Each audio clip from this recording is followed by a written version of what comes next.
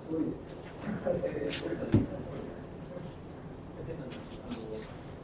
で、こういう情勢で、臆病な心が修復できるそれはね、万が一考えると、手からすると、そういう方に作って、もちろん、手をですね、日本だってみんなで、たくさんので、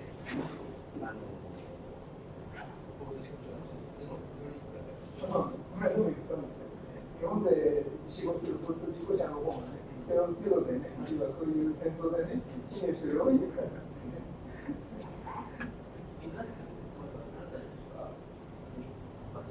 はい。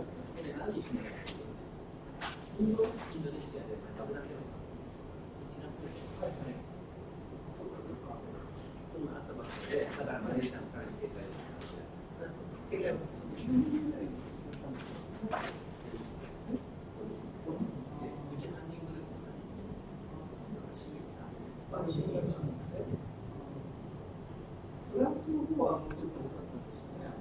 あれは完全にコンサートホールで銃の発射だったので、そうですね。ああいう銃の持ち込みやすいところっていう銃の持ち込みやすいところに関しては、そんな津波の人だとかで、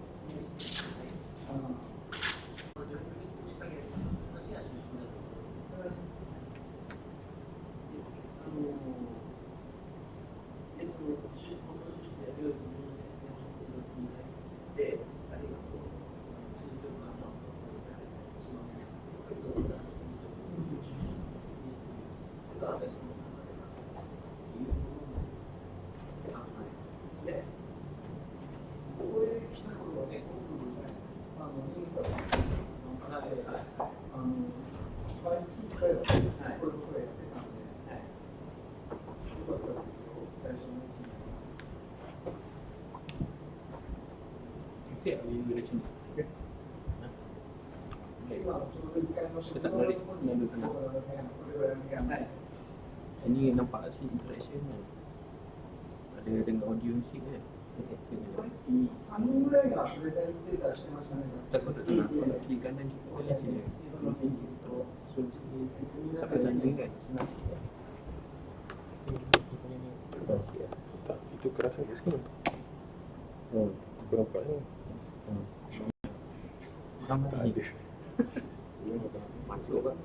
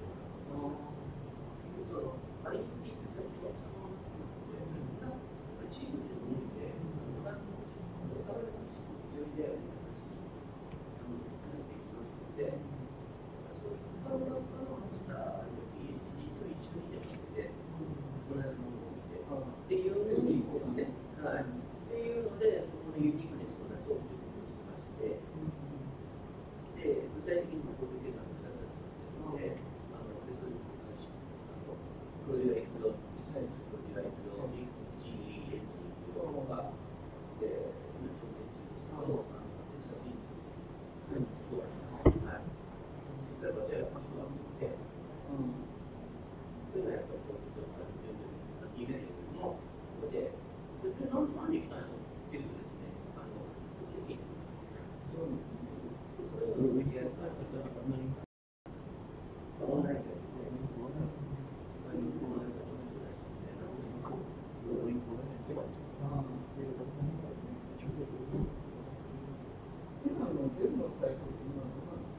昔僕もデリクの先輩がいて、日本から今に移って、立ち上げたと思うんですが、2015年。頑張ってましたけど、みんなにその頃に。で、ほとんどでしょ、アジア圏の国だけど、その頃は。そうですか、シンガポールのイメージがあったので。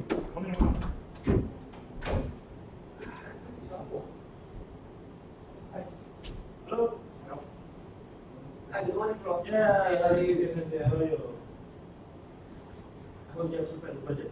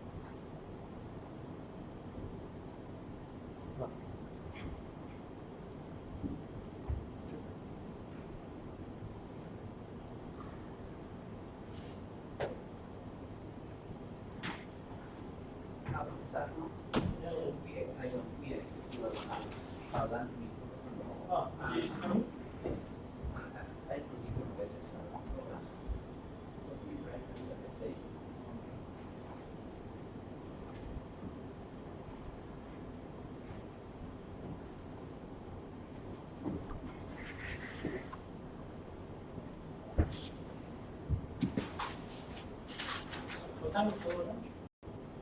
Right?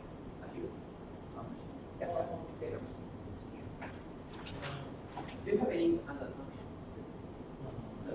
So, because of this. Okay.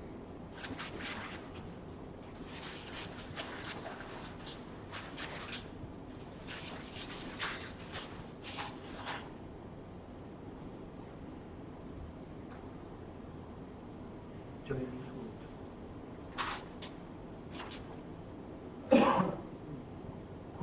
Very soon. 11.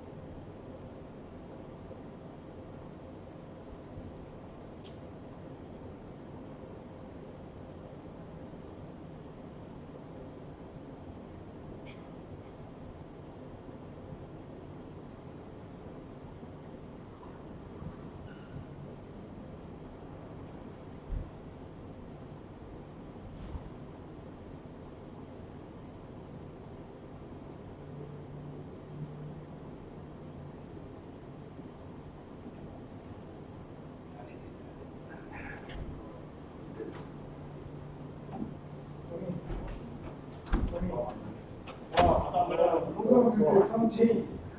Like my new hairstyle.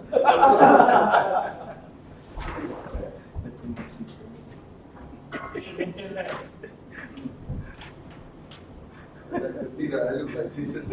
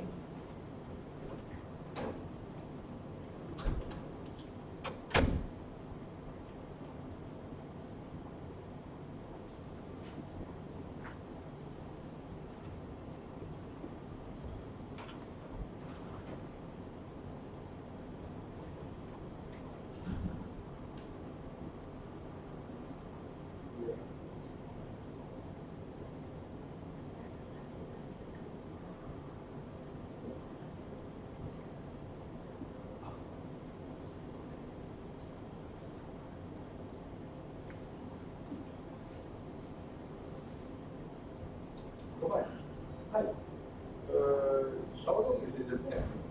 Showroom now is in Japan. You've gone there for the. Okay. In Japan. Taking a Jodo exam. Oh, okay. Keyboard of Japan. Really good. And now eight person getting exam. Now, Oh, it's great. Yeah. So another people. Yes. They spend a lot of money. It's Saitama.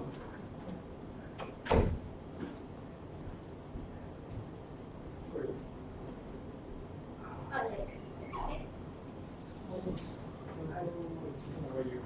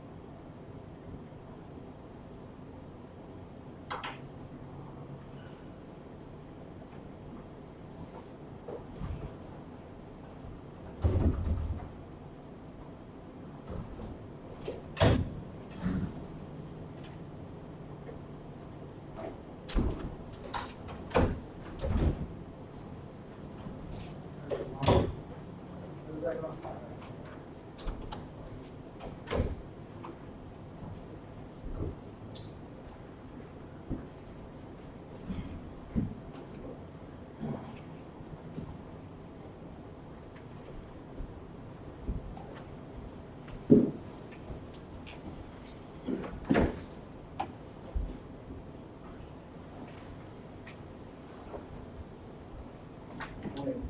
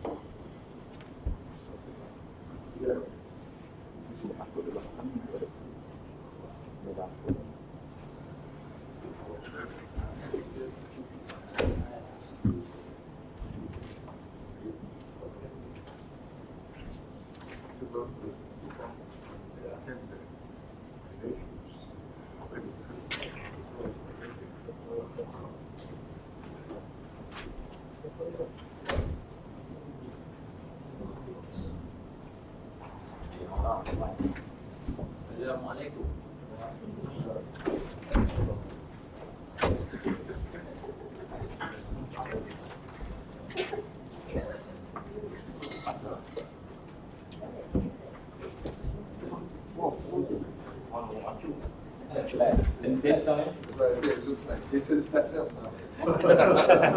Ataupun Andre Agassi.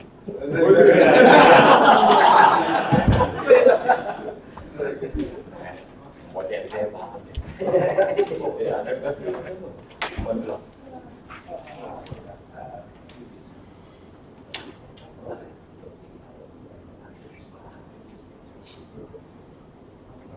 Okay, so we have a greeting card for Professor Dong. Please write your greeting And message. and message. Pleasure, Mazuli. Hey, good morning and ohayou gozaimasu, everyone. Good morning. Thank you for coming here today. I was hoping to see a lot more of the younger generation, but I'm seeing mostly many of the older generation. Ada. Okey. This of senpai. Every time of it. Yeah, the Kohai are all missing. Only the second are here. As I mentioned to you all in the WhatsApp message that I sent everyone, we are initiating this John Ringkou as an attempt to bring back people together, creating that sense of community. When we first started this department, we were a very small group, I think less than 10. And our meeting room was downstairs, just beside the cafeteria. Everybody would meet, everybody would discuss, and there was a really strong sense of community. And I think that endures even until today, and that's why you keep on seeing the same group of people getting together to do most of the work on the on-seat and for whatever other things. And I think we need to ensure, because they, that first generation, are all about to complete their studies. And I hope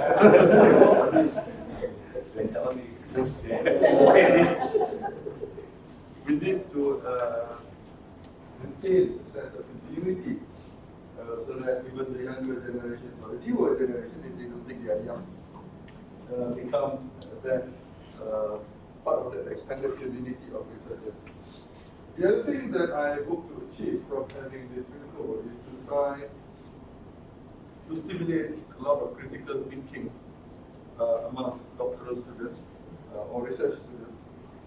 Largely because the tradition of research in social science is a bit different from the engineering and the pure sciences. The law of gravity has not changed from the day Newton came out. His formula of 9.8 meter per second. Is that right? That's right. And the equation for calculating velocity, momentum has not changed. But social science is much more fluid, in the sense that much of what we know in social science is affected by the context of the phenomena that we are studying. Culture being one of the important variables that affect how people behave. Even our mood and motivation, when you examine the same person, he may be very motivated today, because this is Friday, less motivated on Monday. So you will see that variation in human behavior is very high. People tend to change, people tend to actually adapt to different situations. And because of that, theories in management tend to undergo a lot of changes, because as we incorporate more variables into our examination, we tend to extend what we understand of a phenomenon. And quite often, you will see that in social science research, one of the things that happen is what are terms as falsification of knowledge, proving that something that we think to be right is actually not right. I've shared with you the article about the strength of willpower, how willpower can actually erode our ability to face the next challenge, the depletion of willpower. And this becomes one of the things that helps advance and expand knowledge in the field of social science. Being able to critically re-examine our theories, our understanding. And I hope by having this kind of discussion in the John Ringkou, we will be able to actually generate a lot more critical debates about the work that we are doing. Merely proving what is already proven in Japan, in the United States is not interesting. But being able to say that, hey, this thing worked in Japan, but it's not likely to be able to work equally well in Malaysia is probably going to be much more interesting. It informs us more than merely repeating and replicating past results.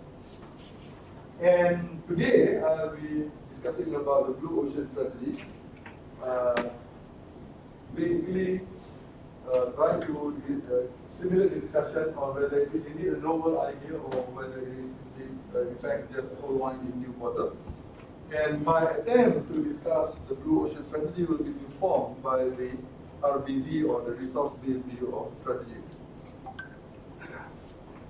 And I hope what we will do is to actually open up the discussion to look at alternative understandings, alternative interpretation of what the Blue Ocean Strategy is all about, and whether we should get excited about it.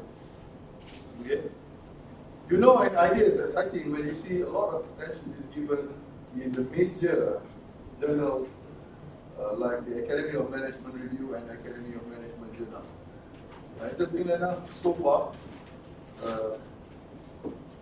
being or used to be a member of Academy of Management until last November, when the ringgit fell too much and I felt that renewing my membership was becoming very costly, I decided not to renew my membership. So I will get all the issues of the Academy of Management Review and Academy of Management. And I've not seen anyone research on Blue Ocean Strategy. It has not got the attention of the leading management researchers, and I was wondering why. Okay. So basically, I will attempt to discuss this. And the starting point, the fundamental premise that I will assert here, for those of you who took ATMT with me, result I hope you still remember, only 2 weeks ago, is that all theories are false. Okay? This may come as a surprise, and especially coming from Henry Linsberg, which is recognized as one of the leading management thinkers in the world. He basically asserts that all theories are false. All these things that you are doing are basically false. And the reason for that is simple. Theories, like models, inevitably are simplification of reality. Okay? When you develop a theory of a relationship, you cannot try to explain everything. If I am trying to explain Bakar's mood today, I will probably focus on 3, 4. By the time I hit 5 variables, I have difficulty actually modeling it statistically. Okay. Even though he may be affected by more than a dozen variables, his mood can be affected by more than a dozen variables. Most of us will not be aware that his mood will be affected by how the Spartans perform in the US. They will play tomorrow against Ohio State offense. Oh, Bakar. So his mood will be affected by how his favorite football team in the US performs. He's on the Michigan side, so Spartans. I'm on the Ohio side, Buckeyes. So his mood is inversely related to my mood. So because of that, no theory can, in social science at least, can ever explain everything. even in explaining a phenomenon such as motivation, job satisfaction, or corporate performance, profitability of organizations, no theory can ever claim to explain everything. That's why you will see in social science, a lot of the time you will see that when there is a relationship, if you're looking at it from the point of view of, let's say, the beta coefficient, you rarely get anything as strong as 0.9. Okay? If you're studying, for instance, movement and friction, you can get that kind of a strong relationship. What that means is that there are variables that are still not incorporated that explain for the changes, the variation in the independent variable. And as we test relationships under different conditions, different contexts, many variables also tend to intrude into the relationship and actually shape how that relationship unfolds. And because of that, every theory is out there only giving a partial description of the truth. Okay? So that's what Means mean when he said that all theories are false, because all theories are never complete. Okay? And all theories are there to be disproven. Okay? And that's what makes research interesting in social science. When you are able to prove that an existing theory either is not true or has its limitations, that there are variables that has not been examined, that suddenly you come across that is also important in explaining the behavior of the dependent variables. So if you look at that, if you accept that premise that all theories are false, anything that is built from the theory has the potential to also be falsified. In other words, anything that is built from the theory that has the potential to be false has the potential to be limited in its ability to explain everything. Do I make sense? If I confuse you further. Yes? May I ask that? Normally, theory are something that's been proven, reputable, so it becomes a theory. But before it becomes a theory, it will be hypothesis. Yeah. So will it be more make sense to say, oh, hypothesis is false? Well, hypothesis, we don't know whether it's false or true because you've not attempted to prove it. Okay? So because of that, it is a hypothesis because it has not been proven. Okay? An unsupported hypothesis remains a hypothesis. It doesn't migrate to the position of a theory. So what Ginsburg is saying, okay, let's say you test the relationship between a certain dependent variable and let's say 3 independent variables. And you found that all 3 independent variables are related to the dependent variables. That's true, right? But if you test that relationship again in another situation, you may find that only 2 of the variables continue to have a positive relationship, 1 is not significant. Then suddenly what is true in your study may not be as true in another study because of the characteristics of the sample, for instance. Or another researcher may come and say, hey, it's true, it's 3 variables, but not these 3. Okay? There are 2 plus 1 new variable. Or he may say, oh, there is 3 variables plus a 4th variable. Suddenly, there's more than just 3. So, what was truth at the point that you prove is something that is open to falsification. People can basically show that it is not adequate, it is not complete, or you can even in some cases even prove reverse causality. Statistics, as Winston Churchill said, is a wonderful thing, you know. There's lies, damn lies, and statistics.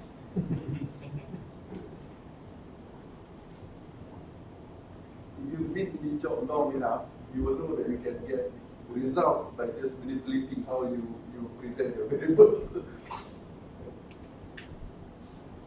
Okay, so all theories are false, but that means that any technique that comes from a particular theory has the potential to also be proven to be false, has the potential to be invalidated. In other words, there are limitations to whatever management technique that you bring from any theory. Now, practitioners may not think at that level of trying to understand the theoretical roots of management techniques. But as research students, you need to go to that level because that is the foundation of many of the things that we are going to do. By understanding the limitations of the theory, you will understand the limitation of the techniques that comes out from the theory. Okay. So what I've done is to basically, basically saying the same thing that I said just now. What I'm trying to do here is to basically show you what I call the epistemological structure of management techniques. Okay. You take any management techniques, it is always based on a certain theoretical roots. There's a theory behind why a certain technique is presented by whoever founded it. Okay, there's a certain underlying theory behind it. And these theoretical roots can sometimes lead to more than one management technique. Okay. And usually, as I've said, many of these techniques work in some conditions, but do not always work in every condition. For instance, if you look at the success of the QCC in Japan, attempts to replicate the QCC outside Japan has not been as successful. In Britain, it is only about 20% success rate. The balance scorecard, for instance, when Kepler came to Malaysia, the Palace of Golden Horses, when he was asked what is the success rate, he admitted it's only about 20 to 30% success rate. Many of the organizations that attempted to implement the balance scorecard found that it was not successful.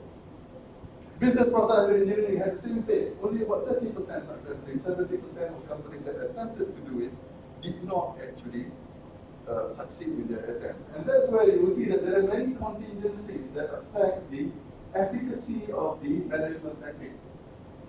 You may attempt to use a particular technique in your situation, but you may find that they do not work as well as compared to the others who have adopted the techniques. Now, an example that I would like to share with you, let's say we look at some of the popular management techniques that have been around. Balance scorecard, for instance, something that Jaden has been working on. You will see that the balance scorecard is actually not new, conceptually speaking. It has its roots in many similar techniques. Okay. The French introduced what they call tableau de bord as early as before the Second World War, that actually attempts to operationalize planning in a similar methodology as the balance scorecard. The only problem that I had difficulty assessing the material literature on this because it's so old and because it's mostly in French. Okay. And you'll see that if you look at the logic behind the MBO, it is also very similar to the balance scorecard. The tools may be different, the exact methodology is different, but the underlying logic behind the MBO is very similar to the balance scorecard. And other variations of the balance scorecard include, for instance, what is called the performance pyramid, that attempts to develop a causal model of strategy using a pyramidic graphic representation using a pyramid showing how the drivers are related to the final outcome of the organization. And you will see that studies have shown that all of these techniques have been around for quite some time. Some have been successful, but some have not been successful. Those who attempted to use these techniques, whether it is MDO or the balance scorecard, there is a mixed rate of success as far as attempts to implement these scorecards. At least as far as the balance scorecard is concerned, I can draw from the research that I've done. Some of the problems can stem from the imperfect understanding. People don't even understand what they mean by the balance scorecard.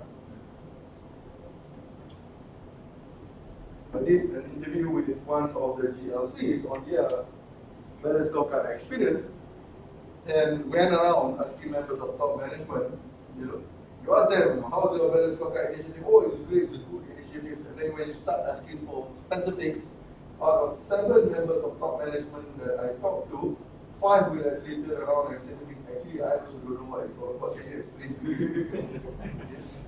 And then we discovered that they did it because the CEO wants them to do it, and it's wise to not disagree with the CEO, so pretend that you are on board. In reality, there was no commitment, there was no buy-in, there was no interest, not even an understanding of what the balance scorecard is all about. Data from Malaysian organizations that I collected in 2006 or so showed that many companies thought that the balance scorecard is just about developing a KPI.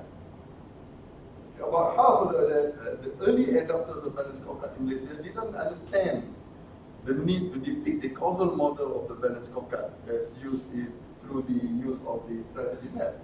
So many of them never thought in terms of developing a causal model of their strategy. They thought that it's just for KPI, setting KPI for everyone, every division, every department. Again, imperfect understanding. Another issue that cropped up is the bureaucratization process. Many people are complaining, and I'm sure academicians are also complaining, we have so many forms to fill. To report our KPI, and sometimes the level of scrutiny of the KPI comes to a ridiculous extent of wanting to measure even things that don't really matter. So as a result, many managers find that a lot of their time, a lot of their effort is diverted to actually just filling in forms and dashboard and all that. Ignore behavioral dimension, for instance, politics, for instance, why people may resist something while actually appearing to be on board, like the case of the GLC that I had mentioned just now. On the surface, it would appear that everybody was on board, but when you probe deeper, then you discover that everybody was actually doing it. The attitude was, well, our CEOs usually last about 1 to 2 years, don't rock the boat. After you get a new CEO, everything will be dismantled, so why, start a war that in the end will not last very long anyway. And finally, some organizations never even formulate a clear strategy. They go straight to the KPI without articulating and defining clearly what is their strategy.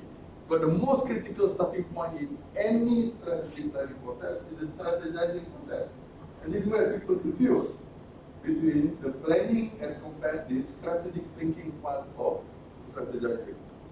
So not much has been done on the thinking, but they go straight to the planning, so that's where they come up with all of these detailed KPIs and all that to basically construct their balanced scorecard and performance indicators. So you will see that if you sort of work from the outer ring to the inner ring, you will see that many of these techniques, and in this case performance, pyramid, MBO, tableau board, and the BSC, are actually very much rooted in the conceptually theoretical, in terms of theoretical roots in the goal setting theory that was basically pioneered by the work of Ed Locke from the University of Maryland.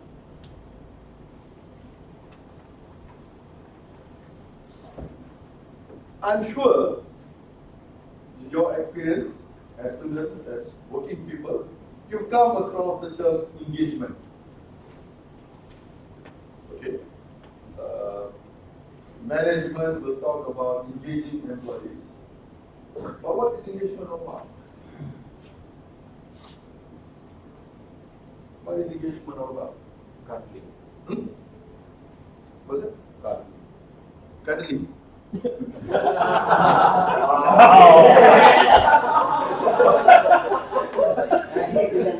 Yeah, he's in a different release, so we have to excuse him. Baka, what is engagement all about?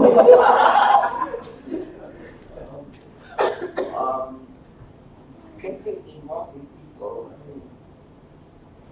Okay, one of the form of understanding is this whole notion of engagement as being communicating, having dialogue with members of the organization. So what you are seeing is that one stream of thought defines engagement as being about improving communication and participation. What is the theoretical roots of engagement?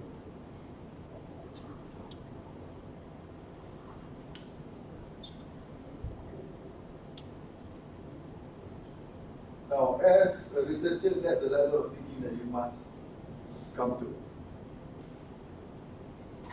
Otherwise, you're no different from the layman. You go out with a PhD, you have a title in front of your name, but your understanding is not any different from your colleagues who never went to university to do their PhD. So, what's so special about you? Okay lah, Spartan semua.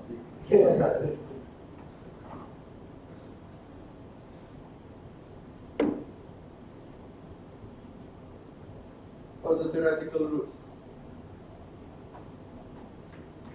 Those of you who took ADMT with me would have covered this topic, but I'm sure you forgot that.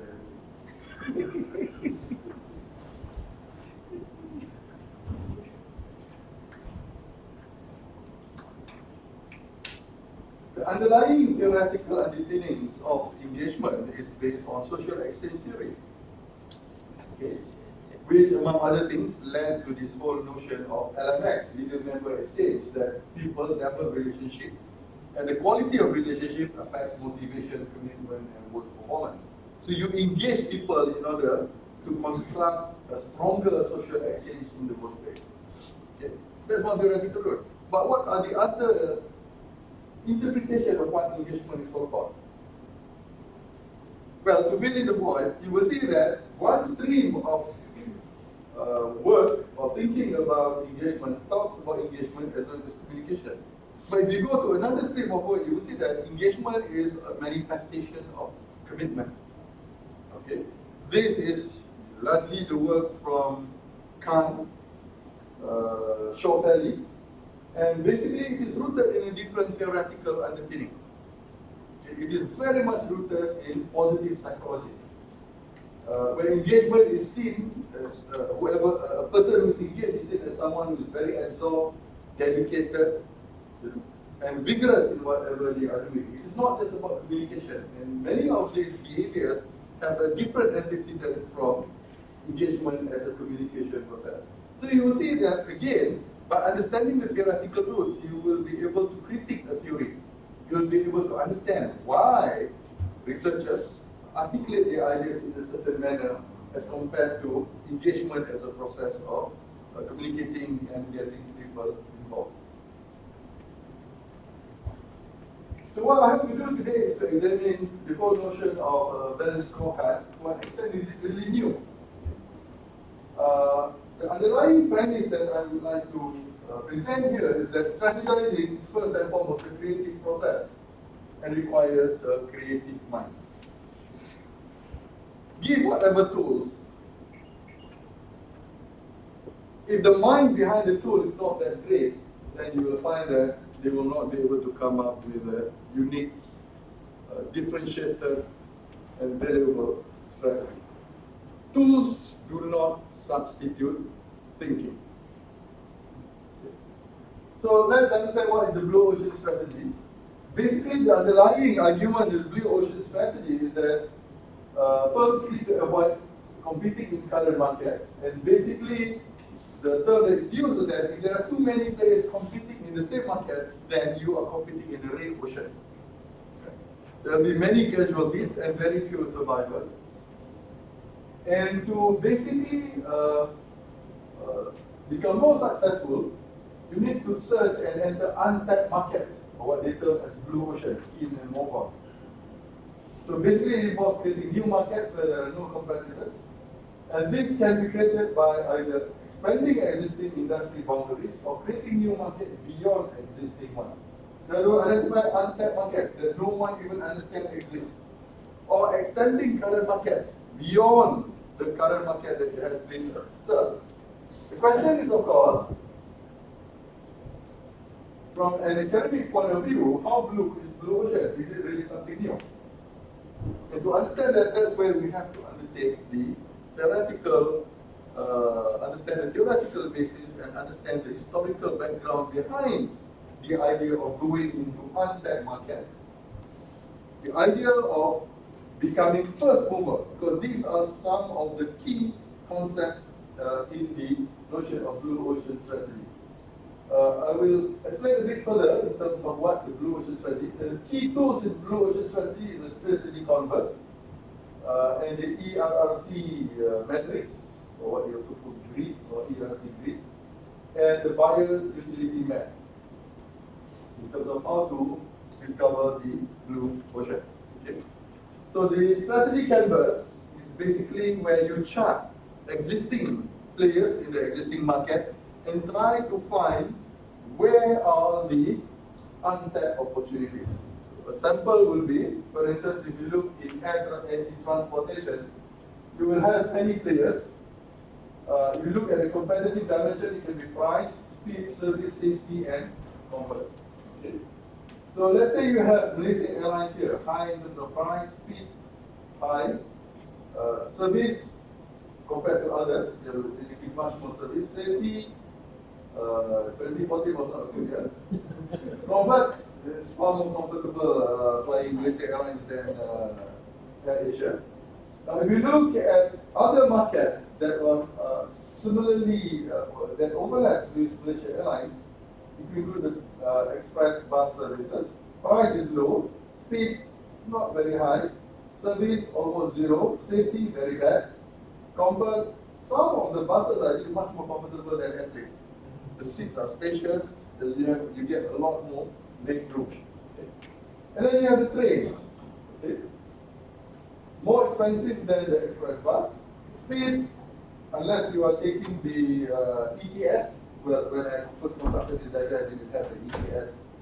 Was not yet in service. It's even slower than the bus. Service, some you have the buffet train and all that. Safety, compared to buses, they have had less accident. Comfort, probably you have a lot more options in terms of what kind of seats you want to venture into. And ultimately you have Air Asia. What Air Asia does is basically look at the market and say, where is the untapped market? It's basically the space below, between here and here. Okay? What Air Asia does is not just eat into Malaysia Airlines market, but they also eat into the market offered by trains and express bus service. So the way they position themselves in the canvas is the price is much lower than Malaysia Airlines. Speed for their airplanes similar. Service very minimal. Safety similar. And in terms of comfort, lower than Malaysia Airlines, but still much more comfortable than the others. So in the case of the strategy canvas for air travel, you will see that what Air Asia does is to position themselves within that gap. That is the untapped market that they basically enter. So this is how strategy canvas is used. Now, the problem with strategy canvas, it looks appealing, it looks convincing, looks very useful, but whenever I use it in teaching and training courses, it's much easier to do, or it's much easier to use when you are explaining an established strategy rather than visualizing what the untapped market should be like. Okay? If you are trying to use a post hoc explanation of a strategy that you already know, for instance, if Air Asia did not yet exist, okay, how many of you could visualize what should be here? It takes a lot of imagination, and it's not very easy actually. It's easier to explain post hoc after something has been done, a strategy that has been pursued by an organization. But if you are trying to imagine what the new strategy should be with nothing else other than past information of competitors, it is still a challenge in terms of visualizing what your strategy should be. Okay? This is the ERRC framework. I will not dwell too much. Basically, it's basically looking, given the strategy canvas, in order to compete, what are the things that you should reduce, what you should create, add, what you should raise, and what you should eliminate. I have found this is fairly common in consulting we use even before the ERRC. We've got many different tools that are quite similar to use. Another tool that is often not understood and many people who teach or discuss about global strategy fail to address is the buyer utility map. Okay. What the buyer utility map is to look at certain dimensions and against a number of activities as well as what customers may actually want. So let's look at the mobile phone, for instance. The earlier mobile phones were the automobile phones. Some of you are too young to even know what it is. In the 1980s, the Ringkou phone is as big as a briefcase. Okay. Battery. In those days, very few people could afford those phones. You have to be an MD or CEO to actually afford it. It costs a few thousand ringgit per unit. In terms of customer productivity, it's not very productive if you are low income because it's high cost. It requires specialized vendor. You cannot just walk into any mall and find, you have to get to the vendor agent. Convenience, not very convenient. Sometimes you may even require modification to your car to be able to fit in the unit. In terms of use, The range is extensive because it doesn't rely on base power. So it can, loggers like to use it deep in the jungle because the range is actually very far. Bulky encryption space, high risk of car break-in. You know, you have it there, leave it there, someone comes, bring your window and basically gets the phone unit. Now, you will see that in terms of creating new value, you have to ask what are the forms of value that you can create in the black boxes. Okay? For instance, this is what happened with the digital cell phone. Provides many choice, quick registration, many sellers, therefore access to the product is actually very easy. Okay? Delivery, plug and play is put your SIM card, recharge your battery, that's it, you're ready to go. Use adequate coverage. For most of us, we don't go to the North Pole, we don't go into the jungle, we're using it in our work and at home. So it's adequate, even if we cannot reach very far. Longer battery life, small size confers more mobility, small size reduces staff risk, color display multiple wrinkles. In terms of supplement, in those days you have roaming, text and voice, different battery capacity to XLR. I remember my first Nokia, you have the smaller battery, you have the bigger battery that you can use if you want to extend the life of your phone. Low price also breeds throwaway attitude. Damage, you don't repair it, you just get a new phone, because in those days the phone would cost only about 200 to 300 ringgit. Okay. Now, if you use the same utility map to map it against smartphone, then you will see that the many dimensions that are currently in the black boxes are opened up by the smartphone. Okay, downloadable applications, for instance, that makes it easy for people to use and configure the phone according to whatever they need. So these are some of the ways that you can, one of the tools that you can use to identify possible opportunities. Now, if you look at the theoretical underpinning, you will see that many of the ideas in the Blue Ocean Strategy has its origin in what is called the population ecology view of industries. Now, the population ecology view, if you are searching online journals, you will find that you cannot go far back because the collection only starts, the online journal mostly in the 70s onwards. The work on population ecology actually started even much earlier in the 1950s. Basically what they do is that they draw on concepts and theories from the field of biology, especially ecology, to look why is it that populations of organisms tend to stabilize after a certain level. Okay? If the population grows too much, then it will destroy the ecosystem. And basically what the population ecology view argues is that markets have limited carrying capacity.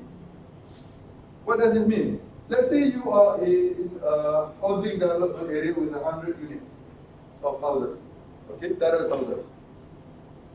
It may be able to accommodate, let's say, one mini market. Okay? If there's two, probably good because there's competition. There's three, stiff competition, but if there's 4 or 5 or 6 in an area that has only about 100 units of houses, you'll find that by the 3rd, 4th, and 5th, they will start actually eating into each other's market share. And that's when you will see that the long-term survival will be limited. Out of the 5, maybe only 2 will survive for the long term. Why? Because the market is not big enough to carry all 5. So this is what is meant by limited carrying capacity.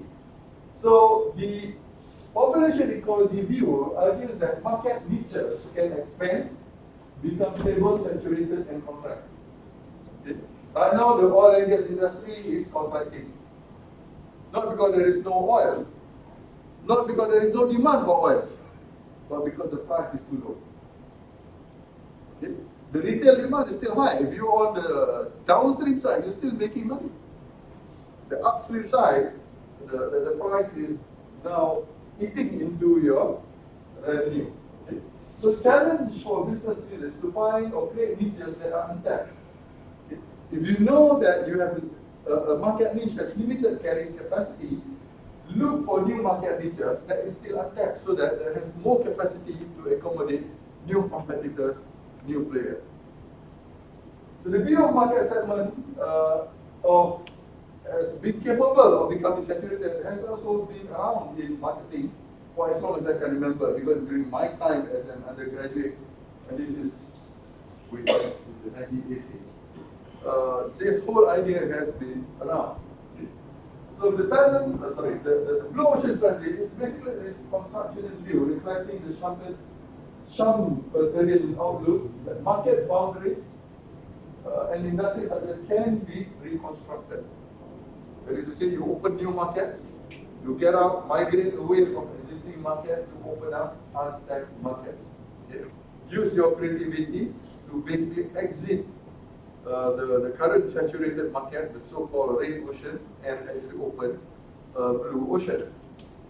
Okay. Now, where are some of the other theoreticals overlap? If we look further, you will see that the notion of first mover advantage, the whole idea of going into untapped market, had actually been articulated fairly thoroughly by earlier work by Miles and Snow, specifically when they argued about three possible strategic options: prospector, analyzer, and defender. The prospector are basically companies that seek to be first mover, leveraging on first mover advantage in competitive situation. If you take the notion of prospector strategy and blue ocean strategy, you will see that the ideas that they are discussing are just the same. Okay? The difference lies in how they are articulated, how they are explained, and the tools used to actually develop their ideas. Okay? And blue ocean strategy also has conceptual overlap in Kenichi Omi's notion of aggressive initiative in his book that was published way back in 1982, The Mind of the Strategist, when he talks about changing the rules of the game to beat your competitors, redefining how companies compete or how an industry competes. And other work that is also incorporating the ideas relating that are similar to the blue ocean also can be found in Howard Christensen's work on disruptive innovation. And all of this work were published 10, 20, and in some cases even 30 years before the blue ocean strategy was published. So if you look at the theoretical underpinnings, you will see that they all are rooted in the same theoretical outlook, though in terms of techniques, in terms of tools that they use, they may differ from one another. Okay. So while the terminology and examples are new, it does appear that blue ocean strategy is akin to repackaging of old ideas into new form. So you take an old idea, you label it as blue, therefore it becomes blue ocean or blue Barisan Nasional. Okay. And of course, the problem with the blue ocean strategy is that from an empirical point of view, there's not much empirical evidence to support it. If you look at their book, most of it are just anecdotal evidence of cases of companies that they attribute as having competed using the blue ocean strategy. The problem is that all of these companies developed the strategy before the book. Okay, there's no evidence that they actually used the tools of the blue ocean strategy. Now they just published the latest edition, I think 2 months ago, that supposedly incorporate new example. Maybe you will see companies that actually use the blue ocean strategy tools. Okay. Now the interesting thing is that Kim and Morgan also actually admitted that, if you refer to their book in page 8, not having info on the hit rate of the blue ocean strategy. What do you mean by hit rate? And here's a methodological problem. What they've done, when I say that their evidence is anecdotal, they look at successful companies that are similar to the blue ocean strategy, that appear to be emulating the example of the blue ocean strategy, and document these successful companies as successors of the BOS. Okay? So, in a way, you're cherry picking. You're choosing the successful and using the successful examples. Scientifically, what you should be doing is identify all companies that attempted to pursue the blue ocean strategy, and then from there, identify which one was successful and which one was not successful. then you can establish the scientific validity of your claim about the value of the blue ocean strategy. Okay. Now this is where students, research students, academicians need to have a critical view of what you read.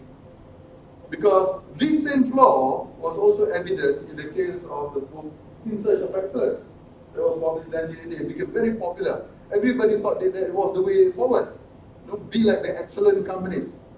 But they also suffer from the same methodological flaw. They look at successful companies and then infer from the characteristics of the successful companies, but they never really compare what is the difference between the successful and the unsuccessful companies. You may find that some attributes that you claim to be successful may also be present in the unsuccessful companies. And therefore, raising the question as to the validity of your conclusion. And of course, if you track the information over time, you see that many of the so-called excellent companies turn out to face problems later on, and some of them no longer exist. Okay? So as a scientific analysis, their approach suffers from methodological flaws. Okay? In fact, McKinsey, in their study, found that first movers into untapped market has a 64% failure rate. In other words, there are a lot of risk potential for failure in becoming a first mover trying to pursue what is mentioned here as the blue ocean strategy. Okay. Another problem is that their analysis is also based on the assumption of strategy dichotomy. What is meant by that is that you have the blue ocean or red ocean. There's nothing in between. Okay. Reality is much more complicated than that, and I will explain why. And as I said, the Nadia analysis is guilty of an anecdotal bias. An attempt to sort of address this was a book published by the Blue Ocean Group in UCSI, where they wrote about Malaysian companies that supposedly pursued Blue Ocean. But the problem is that within 2 years of the publication of the book, many of the companies already went under. They could not sustain their so-called competitive advantage based on the Blue Ocean strategy. So if you look at the theoretical roots of the Blue Ocean strategy, it's largely shaped by an IO perspective, the industrial organization perspective, that really depends, that articulates competitive strategy as something that has to be based on understanding of the external environment, the economics, the industrial structure. What are some examples of blue ocean writings? One of the earliest failures would be, if you want to talk about blue ocean attempts, would be Motorola's iridium sulfide fuel. We introduced this in the 1980s. Those of you old enough to remember, their advertisement would show someone walking in the North Pole and suddenly get a phone call. You know, even though there is no satellite, there's no base tower and all that, you can still get the phone call. So they would have all these advertisements, someone with Amazon being able to make a phone call. Technology-wise, it's a great technology. But from understanding the market, it failed. Why? To own one phone, it would cost, I think, about 12,000 ringgit those days when they first introduced. The monthly bill would easily come to about 3,000 ringgit. So, what happened? It basically collapsed. It couldn't sustain because at the same time, the cellular phone was entering the market. Cheaper, more practical, not the most sophisticated, not the most advanced technology, but good enough from the point of view of the usage of most customers. Failure of VoIP cable TV in Malaysia. Asia Broadcasting Network, and there was another company before that that attempted to deliver VoIP cable TV in Malaysia. All of them couldn't make it. Okay. They tried to open a new market, but Astro's position is too strong. Even Hippo TV under TM has as much reach. Short success of Ringkou in mobile phone. The other one, Zyton Industry, first mover, but did not manage to basically sustain that advantage. Finally bought over by Colgate-Palmolive. Mosaic browser. How many of you had the opportunity to use Mosaic browser? Old enough to have used Mosaic browser. All enough to remember it. This was even before Netscape. The first browser that was invented by that professor at UC of Illinois, Urbana-Champaign, was called Mosaic. Okay? His student was Mark Andreessen, who then went on to establish Netscape, which was later on basically killed off by Microsoft through their Internet Explorer. Didn't last long. First mover, they had all the advantages you could have capitalized. Oasis Airline in Hong Kong, low budget airline, didn't succeed. Okay? They started even before AirAsia, didn't succeed. iPhone versus Samsung Android device. First mover was Samsung iPhone, but in terms of market share today, it is largely with Samsung. Mac OS and Windows. Macintosh was supposed to be the first computer that uses GUI, user-friendly, but when Windows came in, Windows basically became the industry standard. Second mover became the dominant standard. First mover attempts in tablet PC. Today, the tablet PC looks like our phone, a bigger version of our phone. But some of you may be able to remember, in 2003, within about 2 weeks, many of the PC makers had launched their tablet PC, competing with one another. I remember Dell, Acer, HP, but it was not like what we have today. They had screens that can be rotated and this and that, but it basically flopped. Everybody tried to be the first mover, and all of the first movers basically failed. Okay. Battery electric vehicle in Malaysia. This is a project I'm currently doing with one of our colleagues at AIS. Basically, it's having problem. Got lack of government support, lack of infrastructure. Nissan has basically decided it cannot sustain the electric vehicle market, cannot support the electric vehicle market in Malaysia. I think the about entering the new market is also about creating competitive distance. And this is where I bring in the resource-based view, or the RBV, perspective of competitive strategy. The underlying concept in RBV is that your competitive advantage has to be developed based on your internal capabilities. And the way you create competitive distance is like that it's very difficult for your competitor to basically catch up with you.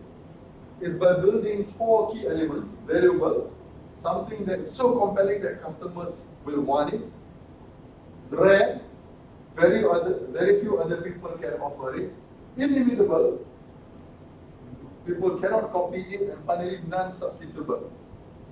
There are no complementary or substitute technologies. Take a simple example of Tetra Pak. I'm sure you all know Tetra Pak, right? The carton that is used. They have been having a monopoly on that packaging material since they existed until today. No one has been able to create anything similar that can substitute Tetra Pak. They've been around since the 1960s. Okay? Even their patent protection has already expired, but they are still strong in the market, being the sole provider of Tetra Pak packaging material. That is an example of VRIN: valuable, rare, inimitable, quality control 2 things: the packaging material as well as the machine that makes the packaging material. So if you are a company, you want to use Tetra Pak, you have to get the material from them. You also have to lease the machine from them. Okay. So in competitive markets, strategizing is inevitably about developing competitive advantage. And doing this is about the ability to break away from current thinking and mental framework. And the real problem is usually not about what's outside. The thing that constrains us in thinking is what's inside here, our inability to be creative. I really believe that creativity is one of the most inimitable source of competitive advantage that you cannot overcome, that you cannot imitate very easily. So what are some of the liabilities of first mover? Blue Ocean. One is high cost of developing new markets. The EV market is one example. Commerce is having problem. They have their charger and their vehicle up front. They're trying to find a way to expand their market. Now they're trying to bring in Tesla. Hopefully they eat into they create a high-end market for electric vehicle. But the infrastructure is still not there. And that's why they are having difficulty actually. And they cannot even decide who's going to pay for the cost of the recharging infrastructure. Is it TNB? Is it local government? Is it federal government? Is it the car companies? Okay. Long gestation period for some new markets. For some markets, the acceptance by the customers can be very quick, but for some markets, it takes a long time for the product to be accepted by the customer. And companies do not have the resources to weather that long wait when entering the new market. Then there is so-called the free rider effects. When the Android phones are successful nowadays, others just jump in. Android, anybody can basically get the right to use Android. You pay for the fee to Android or to Google. And basically, so that's where you find that Xiaomi, Oppo, they can go in with less investment in terms of R&D, less investment in terms of market development and advertising, and actually ride what is called the free riders effect. Okay? Because many technologies today in your phone come from multiple sources. It's not proprietary to Samsung. So whoever is the original vendor that supplies to Samsung have no problem supplying to other companies. Okay. Race to become dominant standard. In some industries, becoming the dominant standard is key to actually being successful. That was the case in computing. Windows in the end became the dominant standard, even though it was not the first mover. Again, those of you old enough to remember the competition between VHS and beta standard in video recording, for instance. Okay? Some of you have ever seen a video cassette. So whoever becomes the dominant standard basically rules the industry. Okay? And switching cost barriers. You may have a better technology, but when companies buy into a technology, they make a substantial capital investment. You know, they have to recover the cost of that investment. And they are not willing to just drop a current technology, switch to a new technology without recovering that cost. And that's why sometimes you will find that people simply do not switch to newer technologies. And this is part of the problem in the case of the VoIP TV cable services compared to Astro. Now, if you remember when Astro first introduced around 97, 96, the initial installation cost was about 1,400 ringgit. Okay, now it's less than 200 ringgit. Yeah? Sometimes free. Sometimes free, yeah, depend on season, campaign and all that. But the VoIP, ABN, if I recall correctly, was going to charge another 1,400 for you to install via decoder and all that. Okay? So for one of your customers who install their Astro for free or for 200 ringgit, why would they want to make the switch and have to pay another 1,400 ringgit? So that becomes part of the switching cost, even if the technology is better. Of course, Astro is smart. They are now having dual service. You can subscribe Astro through satellite, or you can get it through your fiber optics. Inability to maintain competitiveness by VRIN or not developing VRIN. And a good article and book to read about first, the liabilities of first mover advantage is this article, How to Look About First Mover Advantage by Suarez and Lanzolo in Harvard Business Review. And this book, Fast Second, when they talk about the advantage of being the second mover instead of being the first mover. If you all recall, I think one of the earlier Ringkou that we had Dr. Nguyen from Yamaguchi, who had also explained about his work on second movers. How second movers can actually be more profitable and more successful than being the first mover. Okay. So what are some of the impediments to the Blue Ocean strategy? One is psychological. Okay. For an organization to adapt, to learn, one of the biggest barriers is the inability to learn. I'm not talking about individual learning, because quite often individuals learn faster than the organization. Take the example of IBM. When the market was shifting away from mainframe to PC-based system, the signs were very clear. Everybody in the industry knew about it, but top management in IBM was in denial. Their salespeople on the ground knew that the market was changing, but the organization could not change. Okay? Individual learning was taking place by people on the ground, but organizational learning in terms of adapting was not taking place. Partly because of lack of authority of knowledge. Many organizations continue to operate based on the norm of the authority of hierarchy.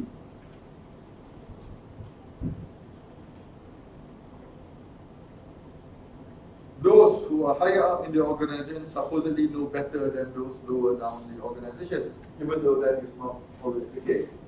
Second is superstitious learning. People start believing in things that has no basis. Just like some people believe that if you have cancer, it's probably because of some spirit trying to disturb you, or someone santau you, or whatever. Or if you come, I always have this fun in the morning when I arrive. One of the problems with our elevator early in the morning is that you will throw stuff in and they open back. Throw stuff in and open back. You know, if you are one of those who can believe superstition, you probably run out of the elevator, afraid that some spirit is trying to bother you. I think almost every morning I encounter that. Again, it's how you explain. Okay, sometimes beliefs develop in organization about what is right, what is wrong, what should and should not be done. Not based on evidence, but rather based on ingrained biasness in their thinking. Unquestioning attitude and low tolerance of divergence. Kodak is a company that finally collapsed. It was the company that actually invented digital photography but failed to leverage on the technology.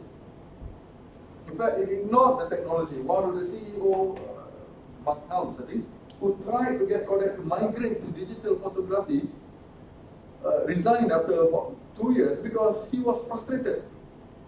People in Kodak were resisting. Why? Because they've invested so much in the traditional film-based technology. So everybody was emotional about their past investments, about their current technology. Nobody wanted to migrate. So as a result, in the end, the company became obsolete and closed down last year or 2 years ago. Okay. Constraints of imperfect information. How do we know when a market is a red ocean? How do we know when a market is a red ocean?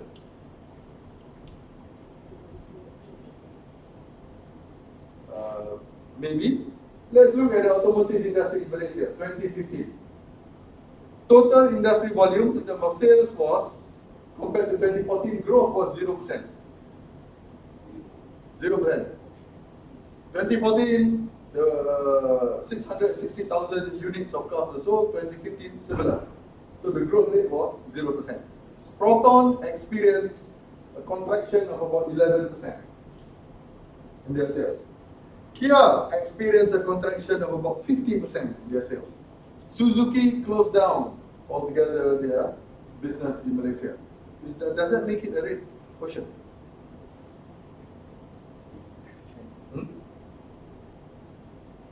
Well, if you are Proton, if you are Kia, you'll probably say this is a red ocean, we are all dying. But in that same period, Honda and Mazda experienced more than 20% sales increase. Mercedes experienced 50% sales increase. Porsche experienced 60% sales increase. How do you explain that? Are you in a blue ocean or a red ocean? Okay. Now here's the problem with level of analysis. When you're taking aggregate data about an industry, your inference sometimes clouds the fact that individual players have strategic degrees of freedom in choosing how to respond to external threats. Okay? Some companies will just accept, especially when you are declining, you tend to blame the external factors. CEO will never say, I screwed up, that's why we're having a problem. It is always about the economy, jealous foreigners or whatever, but it's never the CEO who screws up. Okay? And because of that, they never learn from their mistake. So is the automotive industry a red ocean? You will see that even at the macro level, it may appear as though it's a saturated market, but individual players have strategic degrees of freedom to maneuver to improve their competitiveness in spite of the either stabilizing or even contracting market. In 2007, I was doing some consulting for Proton. Proton was anticipating that during the Chinese New Year there will be a lot of purchase of new cars. So they produced in advance. offered heavy discounts, but their sales did not increase. Okay? And I remember after the Chinese New Year, they had 60,000 units of cars that were unsold, that were parked at their yard at the Proton Accelerator besides Kesas Highway. Now, if you consider that the per unit cost, let's say about 20,000 times 60,000, how much does it come to? How many 100 million? Okay. But the same thing is that during that same period, sales for Toyota, Honda went up. When sales for Proton actually went down.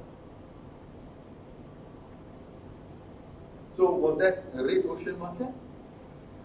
That's where level of analysis can make a big difference. If you are just looking at the macro level, sometimes you miss the possibility to maneuver by individual players within that market. And therefore you tend to make this wholesale judgment that this is a red ocean, we should exit or find a new blue ocean. Without understanding that even within an existing market, if you have the strategic degrees of freedom, you'll be able to maneuver and actually take advantage of the losing position of your competitors.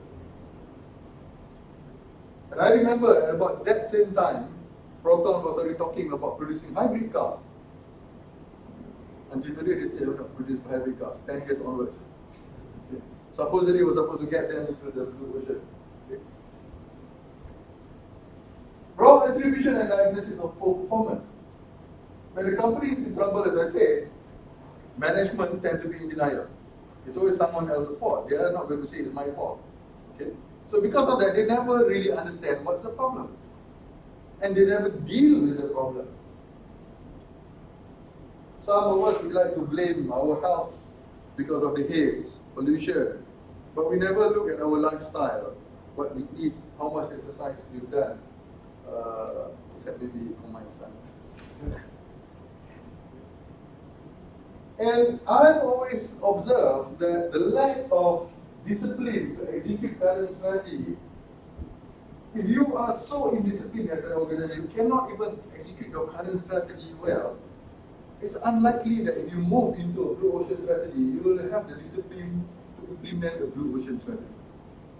And this is where the difference in the logic behind Japanese companies and American and Malaysian companies. Japanese companies tend to spend a lot more time on improving current implementation of current strategy before they make changes. So that's why empirical studies have shown that Japanese organizations in general restructure less often than American companies. Why? They focus more on looking at how to improve on what they are currently doing. So constraint on bounded rationality and difficulties in thinking outside the box. We may advocate people should be creative, think outside the box, but you'll find that not many people can easily think outside the box. We are creatures of habit. We tend to do those things that we are familiar with. Bounded rationality, we may have a lot of information, but that doesn't mean we know how to process the information. Let me ask you all something. What's the time now? Please look at your watch. What's the time now? 10:34. Okay, take off your watch. Take off your watch.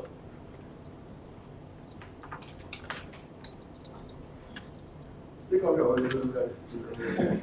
Okay, what I want you to do now, that you have taken off your watch, draw the face of your watch. Yeah, draw the face of your watch. How does it look like? Without looking at the watch. From your memory.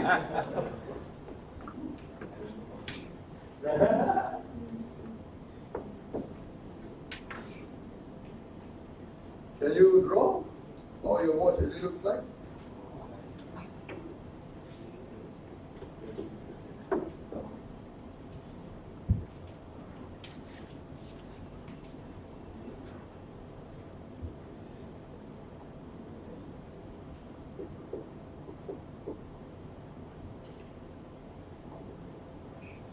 Okay? Compare what you draw with your watch. How different or how similar it is? Exactly wrong.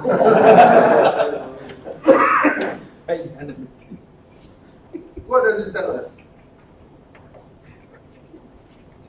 This is something that we've been looking for the last, I don't know, 4, 5, 10, 20 times a day, and yet we cannot remember how it looks like. Same thing with learning about the external environment. Some of you may remember around November or December 2014, I was already discussing about the oil, the fall in oil price as well as the financial, the drop in Malaysian ringgit. In those days, no one talked about it. How many people were perceptive enough to actually recognize that it was going to be a long-term crisis? People thought it was just a small fluctuation that will resolve itself within a few weeks. A week before I left, I was talking to some of the people in the industry. They're talking about 3 to 4 years for the oil price to really recover. Okay. The worst is going to happen within the first quarter of this year. So it can happen anytime within the next few weeks. Oil price may drop further. The point that I'm trying to show here is that no matter how much we teach people about you need to look at the environment, most people do not have the kind of acumen, sensitivity to understand changes quick enough to react in advance of the crisis. For the most part, we are affected by the crisis and we react after the crisis has started. Okay? We do not have the perceptiveness to think outside the box simply because we cannot even read the external cues that are coming from the environment.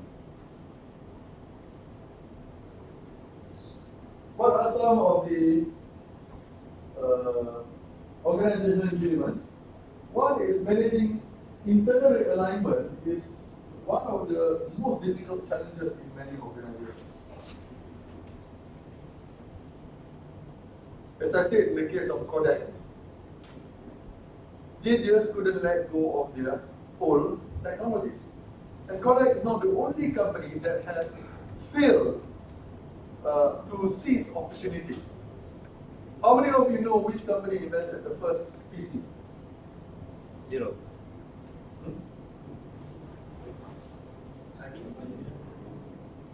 Biji zero. Ada? Ada? Atari? Ada? No. Digital. Digital was a mini computer. I was in digital. Oh, you were digital. Yeah. Digital was a mini computer, the fax machine. The first company that invented a PC was actually Xerox.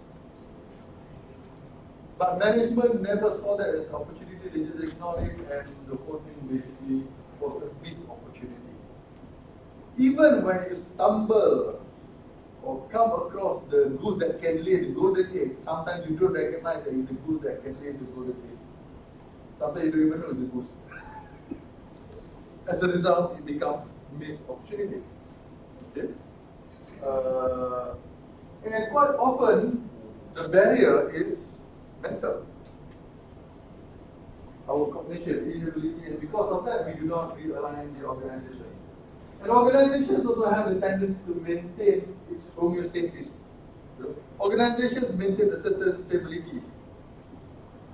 And people generally do not like that stability to be disturbed.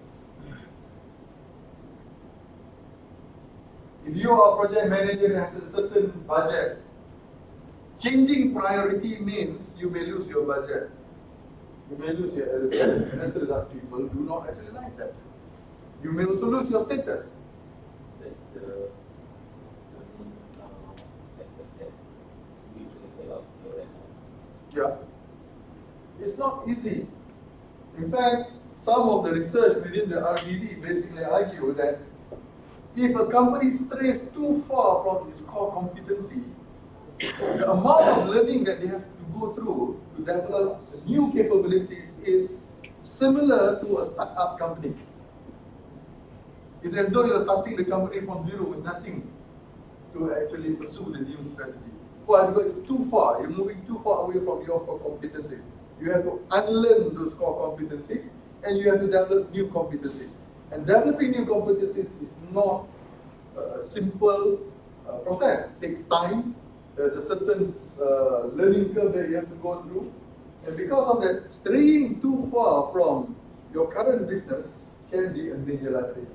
Companies that have been able to do that were companies that were experiencing a very fiery burning platform. Example, NCR. For a long time, NCR was a company that produced cash register. In the 60s, 50s, cash registers were manual, mechanical machines. Okay? With the emergence of calculators, electronic calculators, and all that, they suddenly found that their traditional business was under threat. So they had to reinvent themselves. They had no choice. They laid off about 1,000 people and continued operating with only 200 people. Most of the 200 were new people with different technical background to support their new entry into the IT industry. Some of the inability to change is, of course, the leadership themselves. Leaders cannot change their mindset. I've always observed in Malaysian universities, they may use all the fancy jargon, balanced scorecard, blue ocean, but if you look and compare, they're just very similar. They're all talking about the same thing, same ideas. No one is actually being very original in terms of looking at what they should be doing. And sometimes management tend to micromanage in areas that need autonomy. Now, studies have shown when companies face crisis, the knee-jerk reaction of management is to micromanage. Okay? The problem is that in complex organizations, the more you try to micromanage complex phenomena, the more likely you will fail. So this is why the study by Eisenhardt and Saul of Silicon Valley companies, successful Silicon Valley companies, they basically argue that creating flexibility, guiding people through simple rules is more effective in a high velocity environment where change is very consistent and sometimes even creating points of inflection in the industry. Guide people by simple rules, give them autonomy to decide. Yeah. Set clear criteria of performance, but simple. Don't overload them with elaborate KPIs. Another source of organizational barrier is what is called the architecture of simplicity. What happens with success is that organizations sometimes develop what is called formula for success. You were successful in doing this, okay, you've attained success, you keep on thinking that the same formula will continue to work in the future. So as a result, you keep on replicating that formula for success, even though the solution is safe. Okay.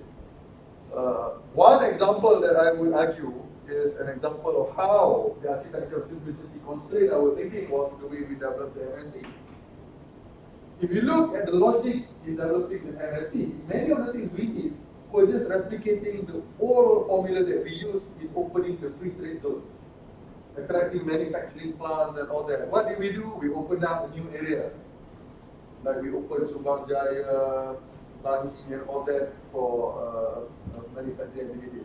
We gave them tax incentives. But the problem is that you are a technology company, sometimes you don't make money for the first few years. Tax incentive doesn't make much of a difference anyway. Okay. So as a result, we were replicating an old formula for essentially a new industry, forgetting what are the critical elements in that is needed to support the new industry. It skewed our learning. Politics of status quo preservation. Those of you 6 months later, okay, let's do this. Read something on the in-flight magazine. Oh, let's do this. So everything keeps on changing every few months, without anything basically being effectively implemented. And if you look at the initiative, the so-called Blue Ocean initiative, even within the public sector in Malaysia, you will see that some of them are basically old ideas that has been recycled. For instance, one of the things to improve crime prevention is a joint patrol between army and police. If you go to KLIA, sometimes you will see the police patrolling with the soldier. But is that really a new idea? Those of you again who have lived long enough will remember during the time the communist insurgency, it's normal to see police and army patrolling together. They will have joint roadblocks. In those days, when you move from one state to another, there are roadblocks, military or police roadblocks. check, make sure you're not carrying weapons or smuggling rice. Okay. That was common. So they are just bringing out all ideas and they're calling it a Blue Ocean Initiative. So many of these things have been happening. And this is where I mentioned about sometimes you may use all the fancy terms, but if you're giving it to people who are, in the first place, not very creative, they're just going to recycle all ideas. Why? Bringing new ideas is more challenging. So creative strategizing is often impeded because the brains behind them have a brown canal mindset. So one of the things that is highlighted by Gavetti in his recent article is that he basically argued that strategizing involves mastery of the economics of competition as well as the psychology of strategic thinking.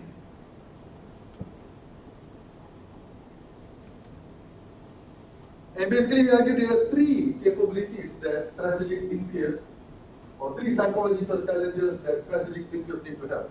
One is the ability to spot opportunities. Second, acting on those opportunities. Many people sometimes spot opportunity but they don't know what to do. And finally, legitimizing those opportunities. Legitimizing the opportunity is very important because it involves getting people to let go of their current commitment and embrace a new commitment. And believe me, having been involved in a number of change management consulting, you will find that it's very difficult to get people to embrace new commitments. Sometimes, cognitively, they will agree with you, but when it comes to doing work, they will continue to do what they've always been doing in the past. Spotting opportunities. It's not always easy in the first place. And I would argue that these three challenges is equally applicable in terms of spotting threats, acting on the threats, and legitimizing actions to counter those threats. One of the studies I did way back in 1998, during the Asian financial crisis, was trying to understand the difference between finance companies in Malaysia that knew that the crisis was actually going to come even before the crisis. Why? Because economists were already warning about the possibility of a crisis as early as 1995. Okay? But the government was dismissive of all of these warnings, kept on insisting everything is okay, we are in good shape, our fundamentals are strong. Always the response. Fundamentals are strong, nobody knows what we mean by fundamentals. And basically kept on saying there were no problems. Okay? So I basically asked all of these leaders, management of all of these financial companies, how many of them knew that the crisis was going to come before it happened? About half basically knew that it was going to happen even before it happened. Okay, the other half reacted after the crisis had happened. Now what is the difference here? First is the way they cope. Remedial steps were taken by those who knew that the crisis would happen almost immediately. But those who did not anticipate the crisis reacted on the average 2 months later. Okay? To be exact, those who anticipated the crisis, when the crisis happened on July 7, 1997, they reacted immediately. But those who did not anticipate the crisis only started reacting in September. Now what is more interesting is, why do this set of people who occupy similar level positions in companies have different perception? So one of the questions, what were the information they were looking at? Those who anticipated the crisis were looking at the macro data. They were looking not only at what's happening in Malaysia, but also regional and global issues. Those who failed to anticipate the crisis were focusing almost entirely on micro data. They were just looking at what their competitors were doing and reacting to their competitors. They never really attempted to analyze what's happening in the regional and global market. So this led to very different outlook in terms of spotting opportunities and threats. Now, creating strategic ideas on how to compete gains traction when the strategic degrees of freedom allow for creative approaches in execution. Now, what do I mean by that? I've used the term strategic degrees of freedom. A simple example, strategic degrees of freedom, is the saying by Maslow: if the only tool you have is a hammer, you treat everything like a nail. Okay? Right? If the only tool you have is a hammer, then everything is a nail to you, because that's the only tool that you have. On the other hand, if you have more tools, you will find that there are alternative ways to solve a problem. Okay? Driver, you have drill, you have whatever, so you have alternative ways. So having more tools gives you more means of maneuvering when dealing with threats and opportunities. That is what strategic degrees of freedom is all about. For instance, if your company do not invest in R&D, obviously you cannot compete based on technology. Why? Because your strategic degrees of freedom in terms of competing in terms of technology is limited. So strategic degrees of freedom is rooted in organizational resources, but equally important is in the mindset of top management. Some managers just cannot visualize a different reality.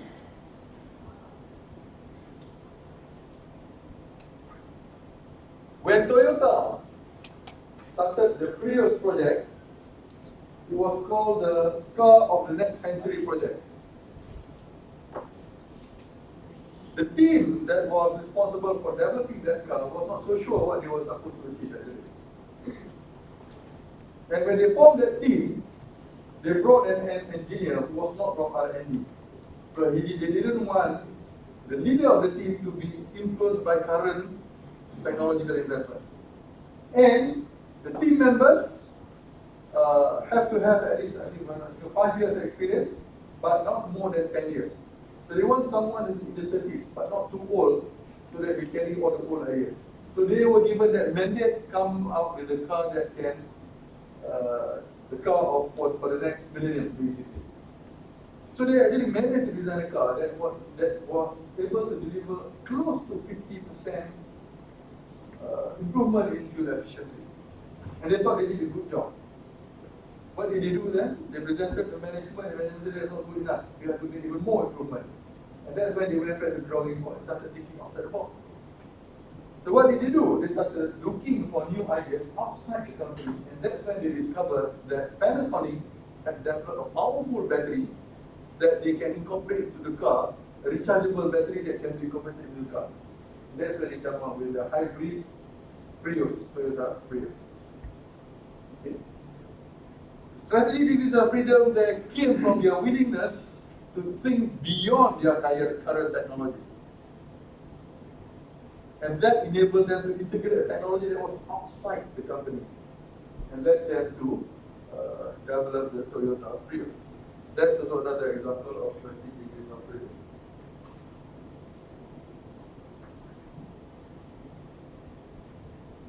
So,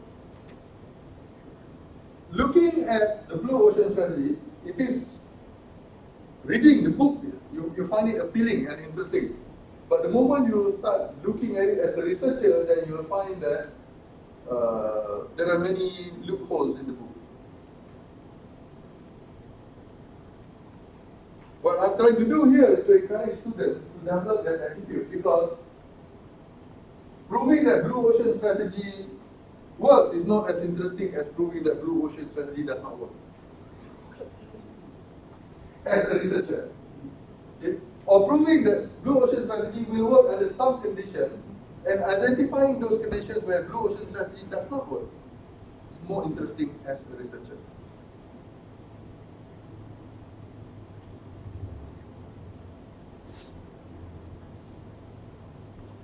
Mars and Snow's research, in terms of their three strategy type: the prospector, first mover, relying on first mover advantage; analyzer, that rely on second mover advantage; defender, those who basically defend their current niche, found that all three are equally likely to be successful. You can choose any of the three. The critical factor in determining the success is to ensure that whatever choice you choose is supported by internal capabilities that are aligned with the way you are competing.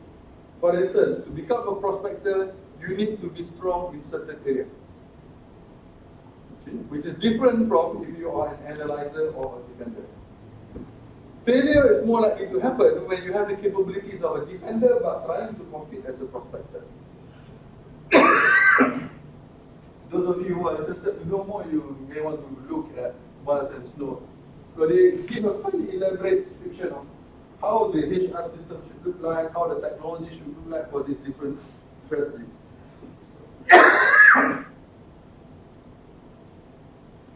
Equally important is to ask ourselves, are we getting the fundamentals right in our current strategy?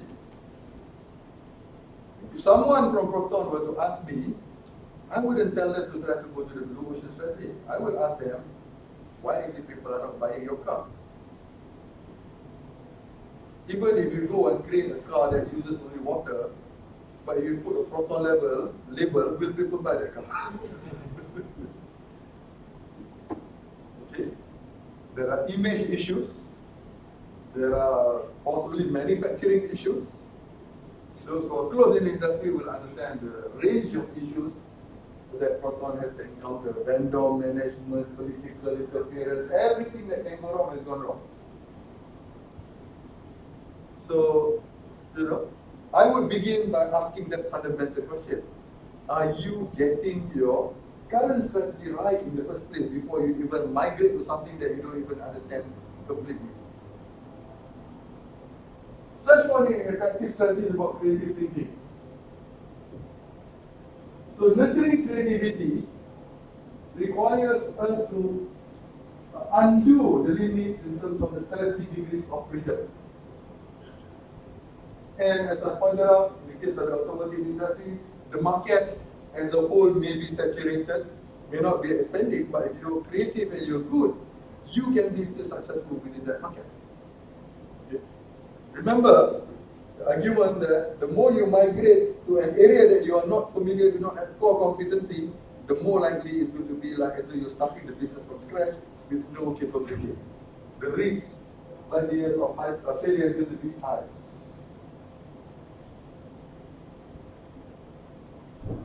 So the main weakness of blue ocean strategy is prescription or superiority of creating or entering untapped markets, ignoring the possibility that you can be also successful in the other markets.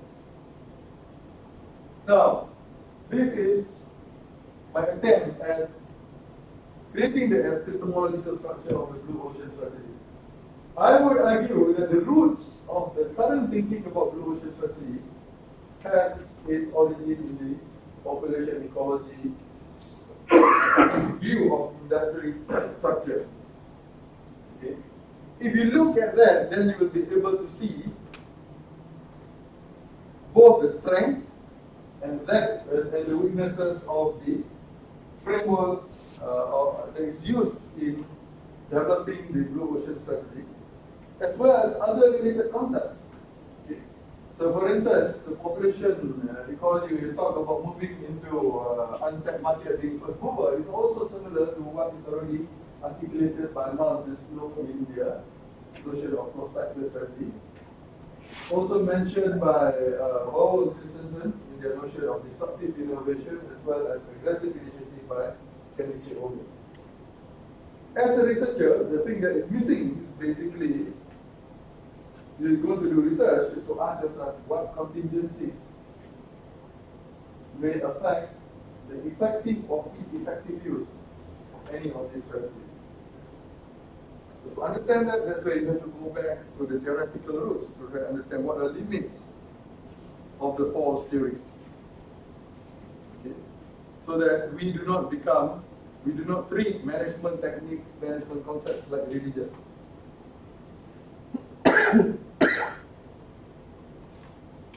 These are the references. Those of you who are interested, you can get the file from me. Thank you. We can open to Q&A.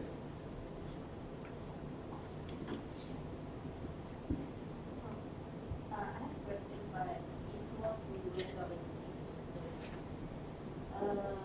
Because there are a lot of literature on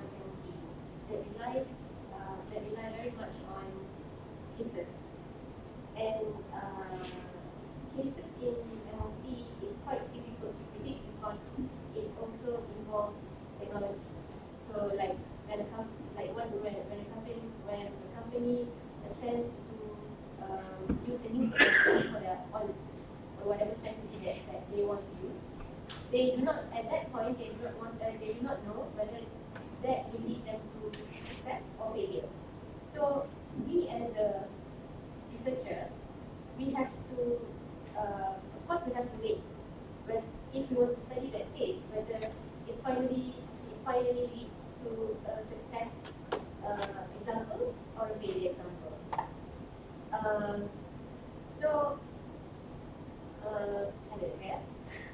As a researcher, especially when we are doing our PhD studies, what is the best strategy to evaluate those cases? Because we cannot wait. Okay, there are long-term goals in any technology initiative. There are short-term goals. Okay. The long-term goal is to see the business success. And I know in some industries they're talking about, breaking even after 2 years, after 3 years. So if you're talking, let's say, the gestation period, from conceptualization to production and all that, about 2 years. So you're talking about 5 years. That's beyond your PhD already. But you can try to look at short-term milestones of what predicts a successful technology. Okay. For instance, do companies that let's take a look at Japanese companies. What are some of the things that make them quite successful in many of the product launching that they've done? Let's say Toyota, for instance. I think, or Honda, for instance. One of the things is the way they treat understanding what the consumer wants. If you look at the reading on how Honda came up with the Honda Fit, or what we do in English is Honda Jazz, very interesting that they basically send the research, the R&D engineers down to the market. They didn't depend on consultants to come up with the results. So nearness to market became one of the important predictors in terms of the ability to create successful products. So that would be some of the ways of actually looking at how to assess the likelihood of success of products. The other thing we also have to understand, the journey to discovery of a product is sometimes can be very winding and twisted. For instance, when Apple came up with the iPhone, they were not planning to produce a phone. Their journey didn't start with, hey, let's come up with a new phone that we will call smartphone. It was not in their thinking, it was not in their agenda. What they were trying to do was to integrate the PDA, Newton, with the functions of Mac into a palm-sized computer. And somewhere along the journey, one of the engineers, I can't remember his name, graduated from University of Iowa, basically decided, why do we incorporate telephony function into that gadget? That's when they finally discovered, hey, this is almost like a phone, really, but with all the functionalities of Mac. And that's how they came about with the notion of iPhone. Of course, when you're studying a phenomenon like that, it can be very difficult to pin down. And that's where you will find that those phenomena, it depends on what is the focus of your analysis. Now, in studying technology, we can look also at how organizations learn. Okay. Why is it that some organizations are just better, faster at learning new things? Some, like Xerox and Kodak, can't seem to learn new things. Okay. I think about 10 years ago, I published an article titled Organizational Amnesia. Okay. Why companies lose their ability to learn? Why knowledge within organizations that are produced within organizations, surprisingly enough, are exploited by competitors, but not by the organization themselves. And the case of Xerox is both Xerox and Kodak are good examples of such companies that suffer from organizational amnesia. So you can take these different approaches. Instead of looking at the success of the product, you can look at the process of learning that can predict the success of product. So I think I remember talking to Ari when he was in Harvard and he was disagreeing with Michael Porter. So Michael Porter made a statement. They said, wouldn't it be good if GM and Toyota merged together? So this guy, this student, said, I disagree with you, Professor. Porter was quite injured. Who would dare to agree with Michael Porter? I said, because GM is not the learning organization. Toyota is the learning organization. You bring these two together, they will just clash. I do not know enough about GM to predict, but I know that that's what happened in the merger between Chrysler and Daimler. It lasted only about, what, 3 to 4 years, and then they basically broke up. They just couldn't bring the two cultures together. Chrysler thought that by merging with Daimler, they'll be able to claim that we are the Mercedes of America. Okay. Daimler, on the other hand, don't want to be associated with the Chrysler image. So they couldn't really work together. Okay. So there are the, this is where sometimes, especially if you're taking qualitative review, you may not actually discover something new by looking at the process per se, but rather it is the context that helps you explain why some processes work, why some processes don't work. Quantitative approaches will not enable you to do that, because quantitative approach doesn't allow you to venture outside your key hypothesis. But in a qualitative research, you are able to basically inductively explore beyond your research question.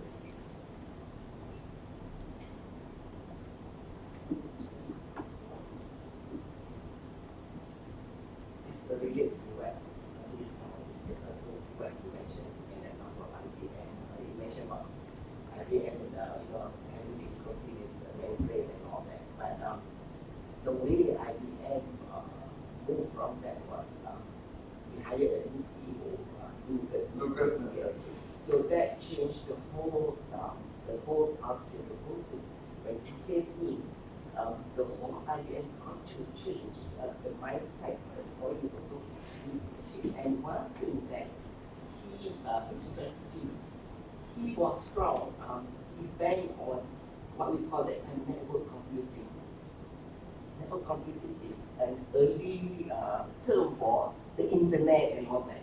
So that time we don't have the internet, as a household term. So we call it network computing. So he banked and that is his main strategy. So if network computing or internet is not successful, then the whole IBM will collapse. But fortunately, with his foresight and all that, network computing becomes internet and the e-business, is the bread and butter of the business. Okay, so that's how IBM survived from that mainframe failure of mainframe, reduction in mainframe business. A good book to read. I don't know who has my book by Louis Gerstner about his days at IBM. Is Teaching Elephant Can Dance. I don't know whether it is with you or I don't know. I'm no longer with me right now. Any of my books gone missing. I'm too generous with my students. The IBM experience is interesting because when he was recruited by IBM, he came from the service industry. He was from American Express and then he went to Navisco and then he was from it. So he has zero knowledge of computing,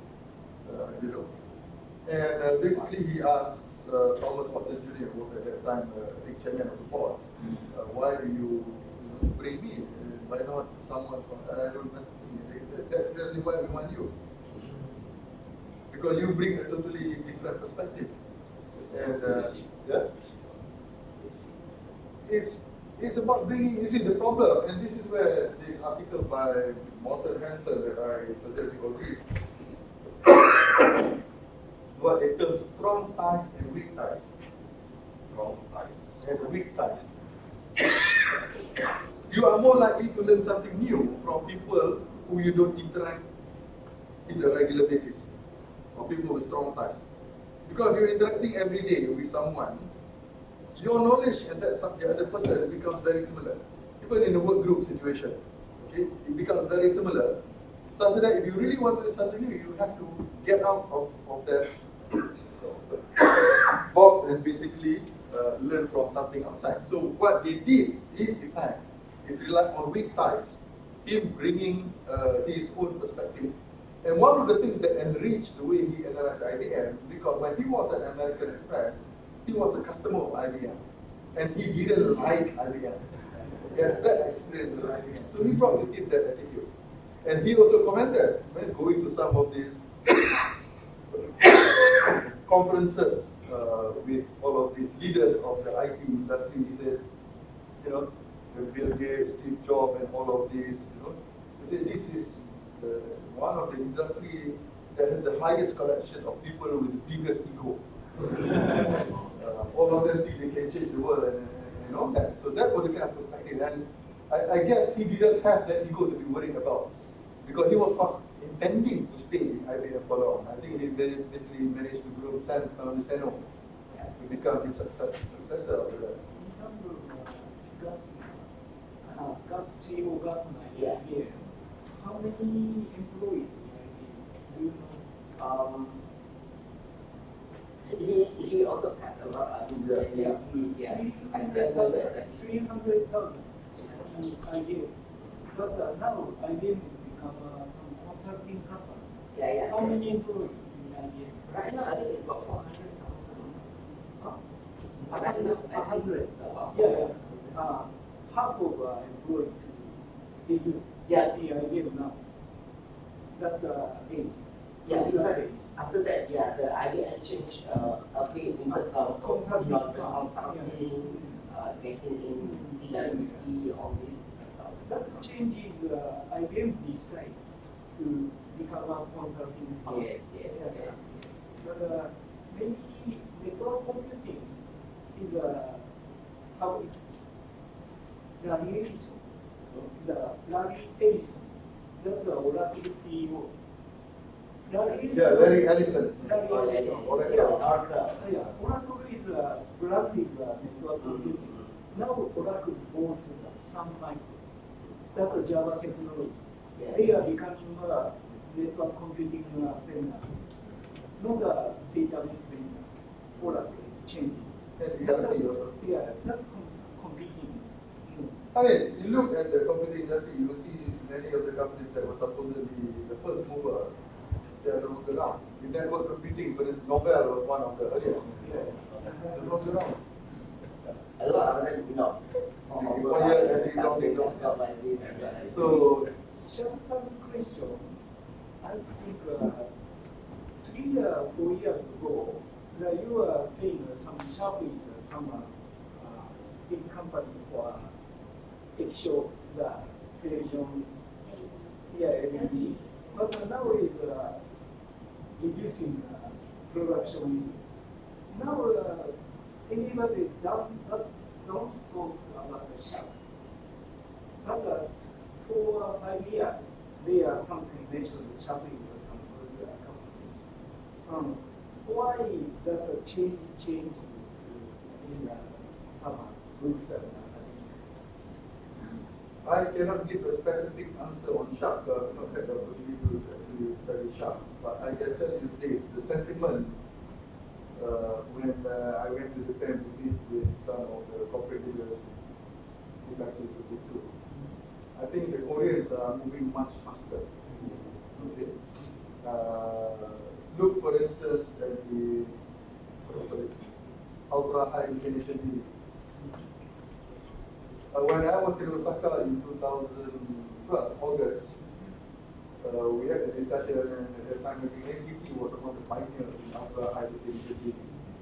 And they were still trying to look at what are the possible applications. You know? Now Samsung has already entered the market with ultra high definition TV. None of the Japanese companies have even gained yet. So now increasingly the speed of innovation is becoming much faster. And I think, I'm not so sure why the Japanese can't seem to catch up with the Koreans. Of course, the Koreans, they also have the psyche of always wanting to beat the Japanese. On the low end, of course, there is companies from China that are also keeping. So China today is like what Japanese companies were in the 70s, relying on a lot of reverse engineering, incremental improvement on existing technologies. So at the lower end, the market is being eaten up by companies from China. At the high end, is being crowded by the Koreans. So I think the Japanese company will see considerable amount of rationalization. Toshiba is already in trouble. Sharp is in trouble. Panasonic still seem to be much more resilient. So you will see considerable rationalization in the industry. Which brings me to my next topic on for the Ringkou. We're going to be rethinking Japanese management. We have to challenge our understanding of what is Japanese management, because I think the Americans got it wrong.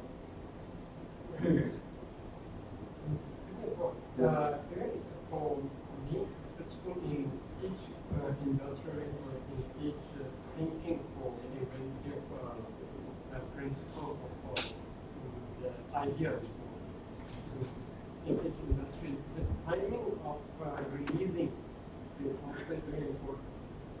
The timing for releasing of any new idea, for example, Facebook and YouTube.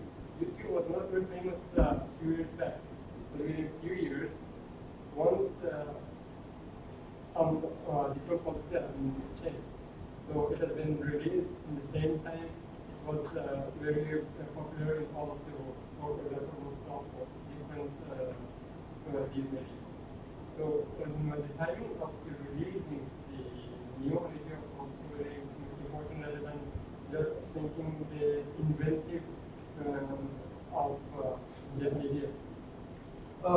Yes, timing is very important in the sense that part of the problem why a product like YouTube could not have been successful before it was largely because of the capability of the internet could not support video. Now, I don't know how many of you are familiar, one of the earliest player in video streaming was Backstream. This was way back in the 1990s. Backstream. So, Microsoft basically bought over Backstream, but they couldn't really develop the potential, largely because of the speed of the internet could not accommodate. The notion of broadband did not even exist yet way back in the 1990s. So because of that, it wasn't really successful. So when you have something like YouTube, when you have the current internet capability rising up to that location, so it has that infrastructural complementarity with the product. For instance, those of you who are old enough to remember the earlier computers when we didn't have hard disks. You had a floppy disk, taking out, taking down. And even those computers with hard disks had very small memory. You couldn't run many of the applications that you're running today. Okay? You cannot run PowerPoint on the old computer, so there's not enough memory and processing speed. And of course, videos and all that are even graphics are out of the question. Now, the other thing that's also very important in the success in introduction of new technology besides timing is also proximity to key market. Okay, that's why companies like Creative Technologies in Singapore and some of the Norwegian, Danish, and European companies that are in IT, they will do most of their work in their country of origin. But when it comes to market launching their product, they will launch the Creative Technologies in Singapore. They will launch it today in Singapore. In 12 hours time, they will launch it in Silicon Valley. So they will always have a marketing office in the Silicon Valley to do that. Why? Because a lot of technologies are going to be used by other companies. They complementarity, support other technologies. So that's why you will see that the approach is very different. If you are a company based in Cyberjaya, you launch your product in Cyberjaya, the rest of the world doesn't know about you, chances of a take-up is going to be very low. Do you want to have the ceremony here or? Continue. Okay. So explain for your information. Now I'm coordinating a factory tour, two tours based on in response to the result of the survey. Professor Rohan conducted a kind of survey and get the feedback from your students, including MTIM. And then we found the differentiation factor or the important factor for us is technology. It cannot MBA but MOT. So we are trying to include more technological factors and learning experiences to the MOT program. Then one of the effort is to very good opportunity for going to the factory visit. And the speech by the industry expert.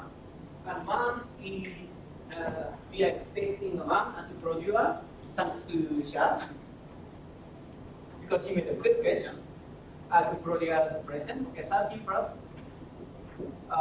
March, Tuesday, maybe starting from let's say 1:30 or something, and coming back to 5 p.m. to campus. It's a producer.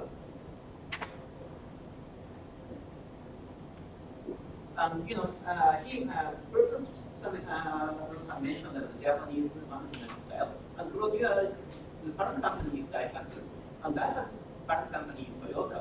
So they have a consistency in terms of vision and operation. So it must be a chance to see their consistency inside the company. And so this will be organized, and so it's up to 60 bucks.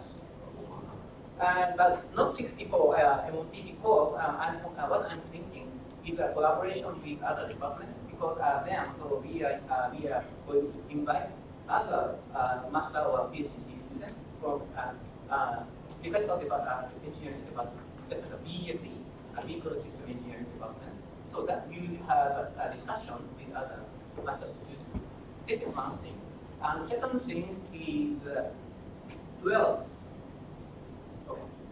12 May, speech by G Maria, and she is the director of the electronic power generation department, but she's a G UTM alumni from Skudai, and she's a very nice person with professional mindset.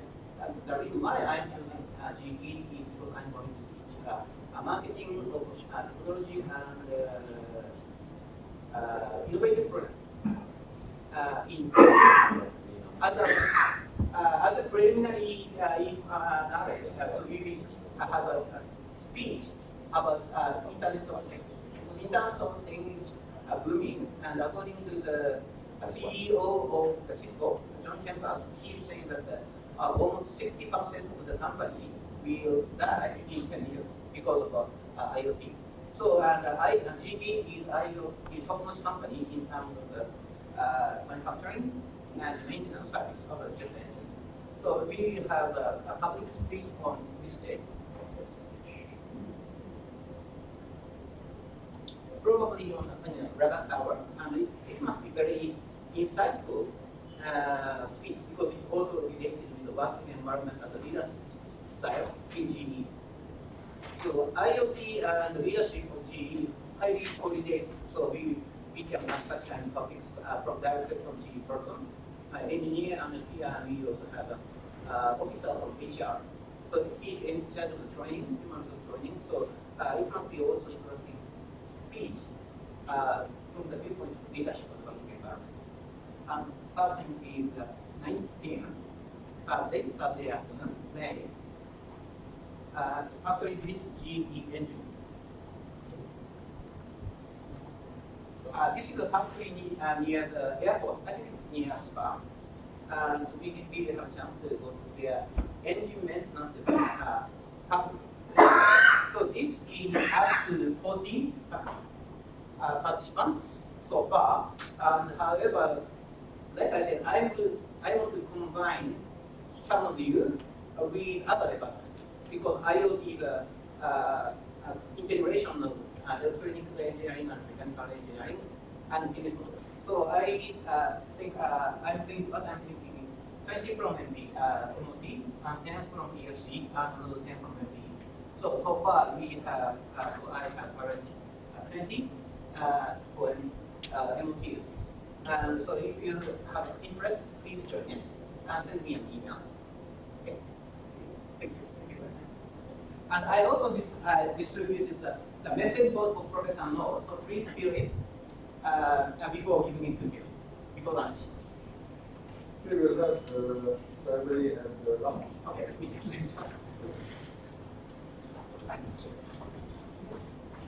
Should be good.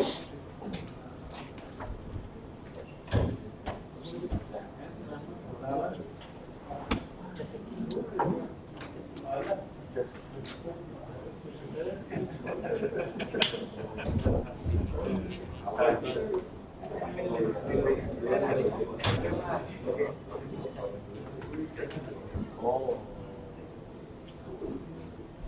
Mau berapa? There is me. Okay. How are you? Bye.